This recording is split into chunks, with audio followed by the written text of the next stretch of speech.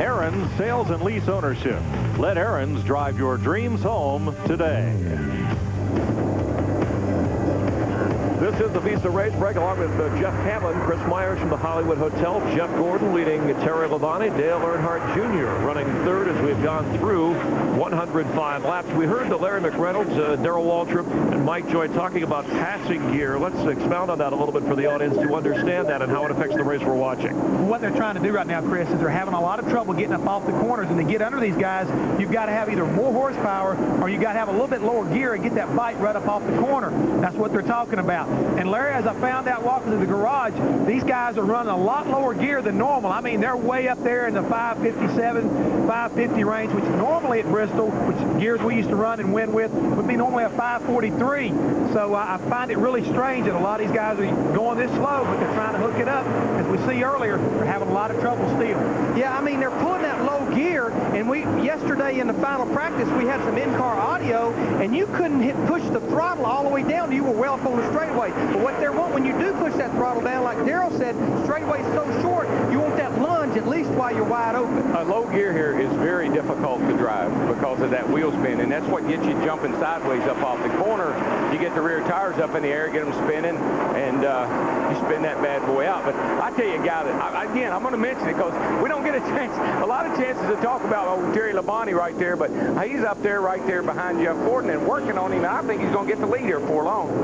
Friday night here in Bristol, the Boys and Girls Clubs and Girls Incorporated children-devoted charities in the area honored the whole Labonte family. Bob, his wife Martha, their Winston Cup winning sons Terry and Bobby, and it was really a neat deal. David Green, Ned Jarrett, and I got to talk about the Labontes and their devotion to this sport as a family, and it was really a touching evening. And who knows, it might have helped get Terry up on the wheel a little bit here because he's having a great race so far. It's always fun to go to a community and into a town where they recognize you and then realize that you can do great things or have done great things.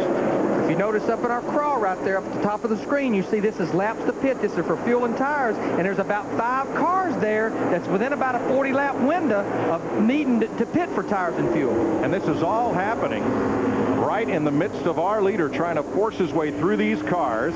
We're at 113 laps in the Food City 500. And again, once you get up to the back of the field like this and you start putting pressure on cars, trying to keep them going a lap down, that's when you have trouble. And you got pressure right in your mirror. Fortunately, it's your teammate. Got a good idea. There's some good communication going on there, man. Well, DW, what Jeff Gordon is telling crew chief Robbie Loomis, the car is big time loose. He's trying to hang on to it till their window. Robbie told me somewhere around lap 165 to 170. The 5-car Terry Labonte's teammate a little tight in the center. The last time he led a race was Spring Martinsville race last year. Gordon and Labonte won 2. Terry Labonte won here in 1984 and in 1995. And you got to remember that 95 race, Dale poked him coming off of turn 4 here, and he went across the finish line into the fence. Then in 98, I think it was, or 99 back there, he was going to win the race, and he and Dale got together again. Well, DW, one thing, his best finish this year, Terry Labonte, is 16th. They feel like they've run better than their finishes have shown every race. They feel like this is a place at Bristol. He's had good success in the past. This is where they can turn on the wick, get a good top 10 finish, and try to turn things around on this 5 team. Yeah, man, I'm sure they would welcome a top 10 finish because 5 races, he has finished 16th or worse in every one of the races this year. Well, he's got a great, I love his crew chief, Jim Long. He's a smart guy, good guy. He and Terry, they really are a good marriage. I think they communicate well together. Terry, I think, just needs a good round or two, get his confidence up, get him fired up, and you might see a lot of good runs out of old Terry. 20th place battle here, Kenny Schrader and Ward Burton. Now remember Rusty Wallace, who was 22nd on the last restart. He has now climbed his way up to 13th, but it's taken him a while to get to Greg Biffle. Biffle's got a good car today just ahead of him, and you see Rusty's 8 seconds off the lead. Now, Larry, I mean, I wanted to stay out because I had no idea we were going to go this many green laps. Now, I'm not worried about my handling on my car, but I'm starting to worry about my gas tank. Well, no doubt. Robbie Loomis, Jim Long, all the crew chiefs for those cars that stayed out, Raymond Fox for Elliott Sadler, they're looking at that scoreboard and they're seeing 122 laps. They know within about, the only thing that's helping them stretch it a little bit is all those cautions, because here 3 cautions equal about 1 green lap, but it won't be long. They'll have to come pit road because they need fuel. And if I had to pit up under green here, woe be unto me.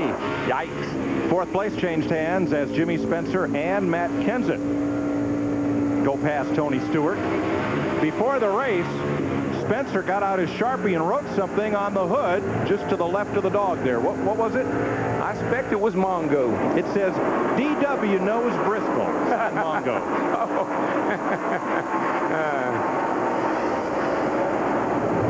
Oh, yeah. This was right before Jimmy climbed in the car to buckle himself in.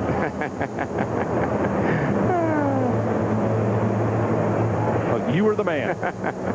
At Bristol. All right. Darrell won here 12 times, more than any other driver. And Jimmy right now is in 4th place. Clear all around, baby. Just keep floating in there. Keep floating in there, baby. Nice and smooth. You reel them in. Get back in your groove now. Nice and smooth. Reel them in.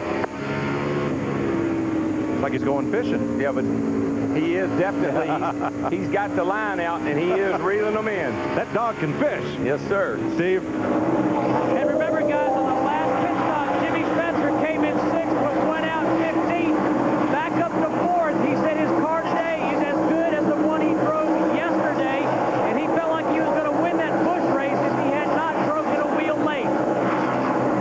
3rd place for Spencer. There's no question. He had fire in his eye after he broke that wheel yesterday. And the reason that wheel broke, I talked to Tommy Baldwin, who is his crew chief on the Winston Cup car, owns the Busch car, is they had some loose lug nuts. But you could tell he was so disappointed. And you and I talked this morning, Mike, felt like that was going to fire him up to win this race. So Jeff Gordon leads it with a loose race car, trying to hold on to his next pit stop.